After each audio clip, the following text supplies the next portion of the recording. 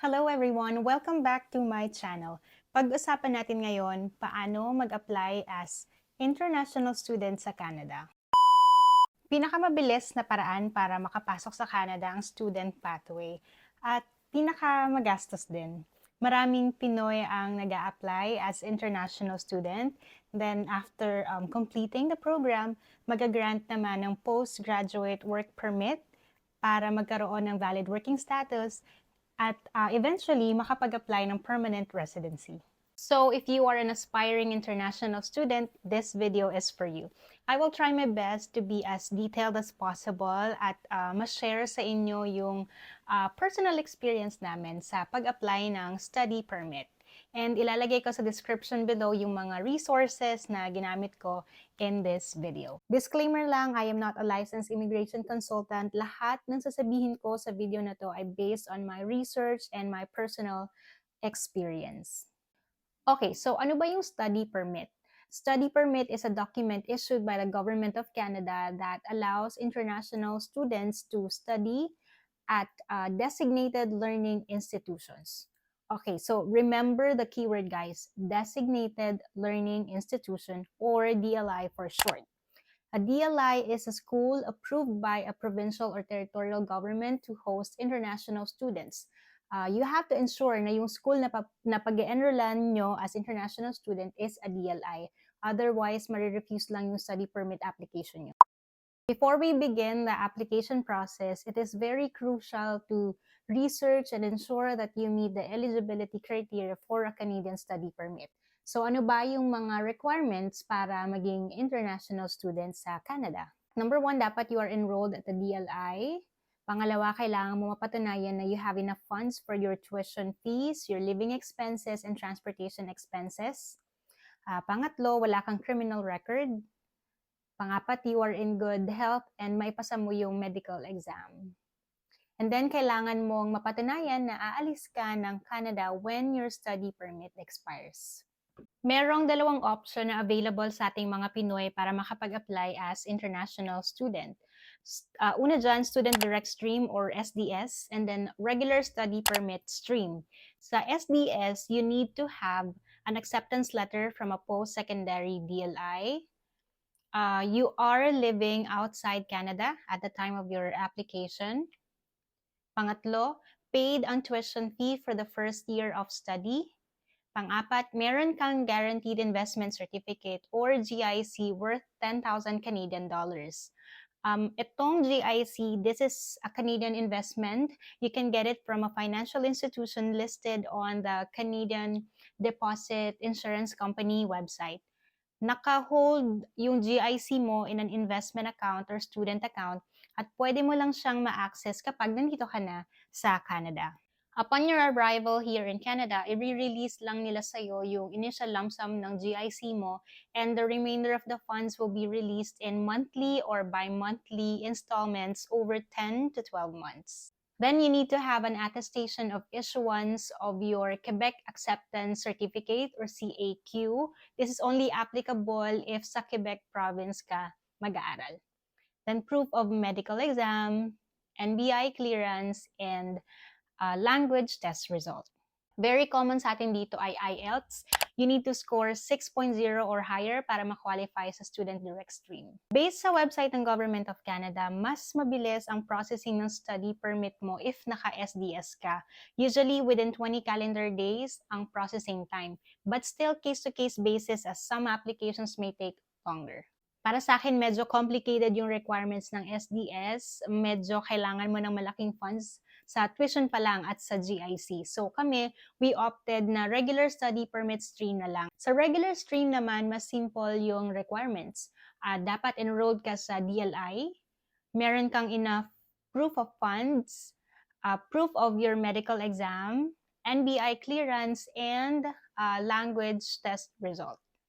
Now, itong language test result ay optional. Magdedepende na lang yan if requirement yan ng school na gusto mong pag-enrollan. Pero karamihan naman sa mga schools dito ay wini-waive ang language test result. Kailangan mo lang mag-present ng certification na English ang isa sa mga mode of instructions na ginamit ng school mo sa Pilipinas. At yan naman ay pwede mong i-request sa school mo mismo. Now that you know the eligibility requirements and anong study stream ang applicable sa inyo, the next thing that you have to do is to know anong program ang gusto mong i-take.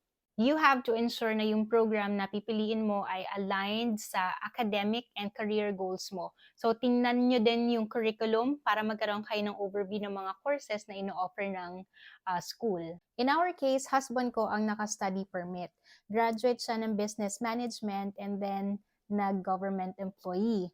Career shifter siya at nagtitake siya ngayon ng IT program dito sa Ontario.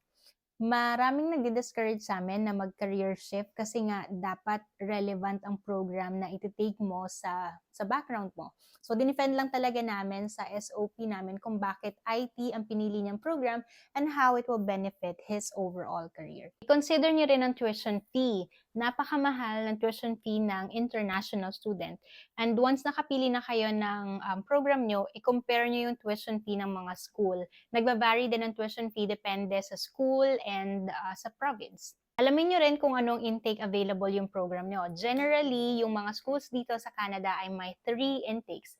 Fall intake, which happens in September, winter intake, January naman, and yung summer intake tuwing May. And hindi lahat ng program ay available sa 3 intakes na yan. So, that's one thing na dapat nyong i-consider para ma-plan nyo din yung timeline of study nyo. Check nyo rin yung job placement and internship opportunities. In our case, pinili talaga ng husband ko ang IT program na may co-op. Sa atin sa Pinas, ang equivalent niyan ay yung mga on-the-job trainings or OJT. And dahil nga career shifter siya, gusto niyang ma-immerse muna sa Canadian workforce na nasa same industry through co-op work permit. So, i-check nyo din if sa tingin nyo better sa inyo na mag-take ng internship or not. Now, if decided na kayo sa program nyo, it is time for you to choose saang province ka naman titira and saang school ka mag-aaral.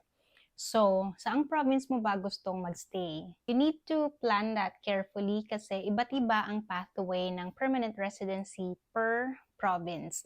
And I'm saying this kasi yun naman yung goal natin. Bakit tayo sumugal na maging isang international student?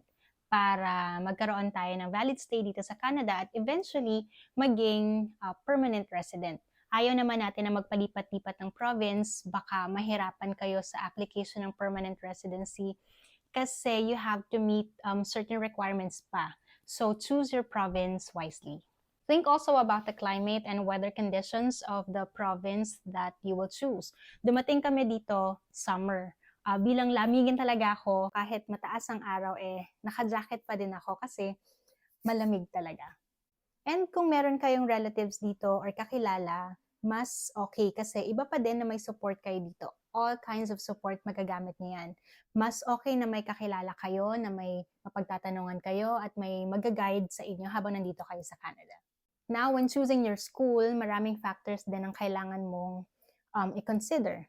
Note that not all designated learning institutions and not all programs of study make you eligible for post-graduation work permit program.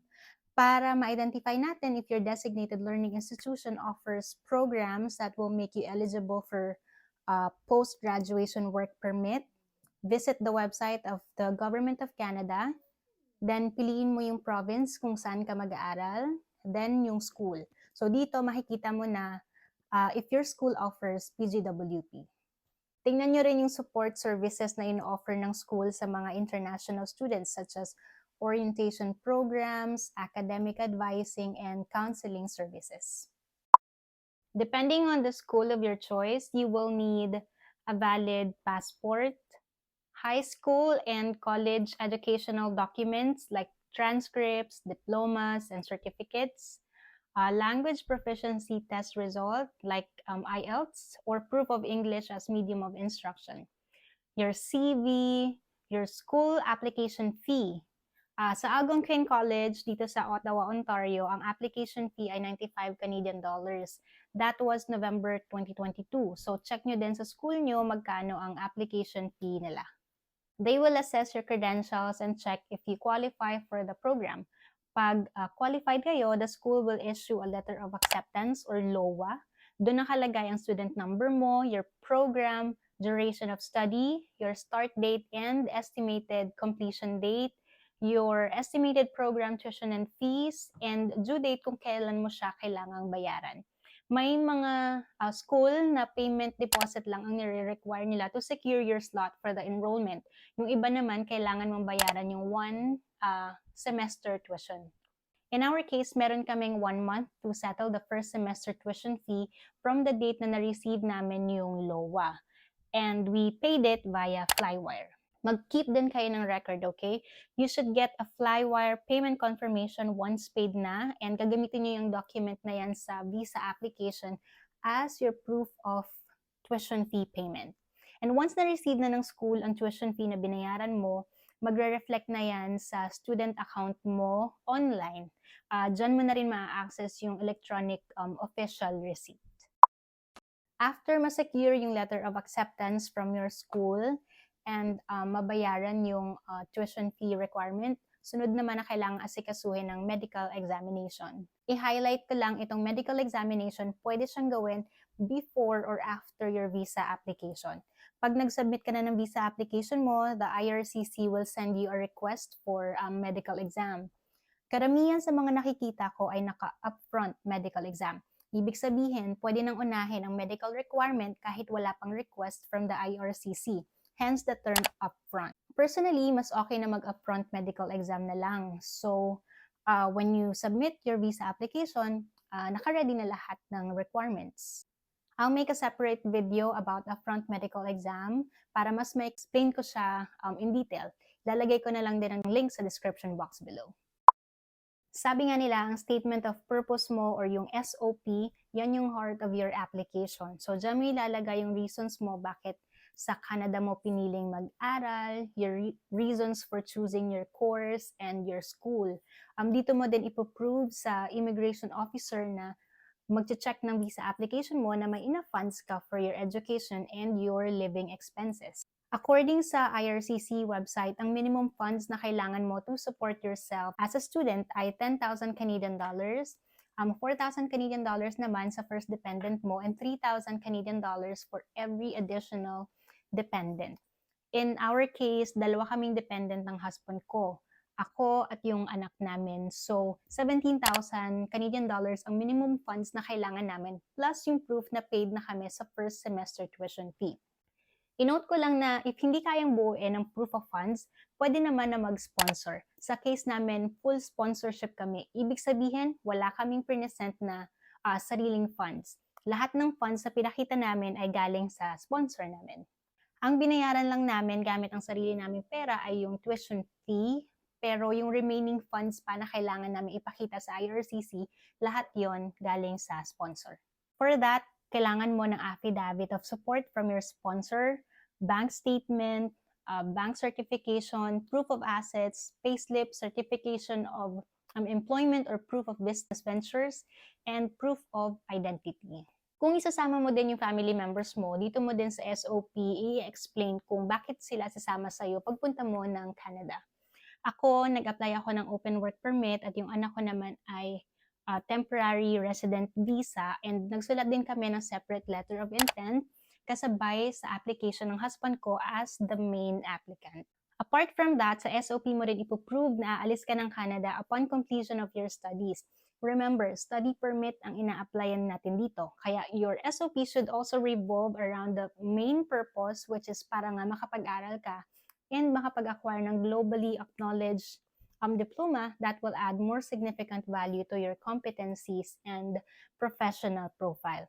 So, i-explain mo din yung plans mo after completing your studies, i-emphasize mo yung competitive advantages na magigain mo pagbalik mo sa home country mo, and paano mo i-utilize yung mga advantages na yun for your career advancement. Although ang ultimate goal naman talaga natin ay makapasok sa Canada and work our way na ma-permanent resident, dito sa SOP, mag-focus muna tayo on discussing about your study plan first.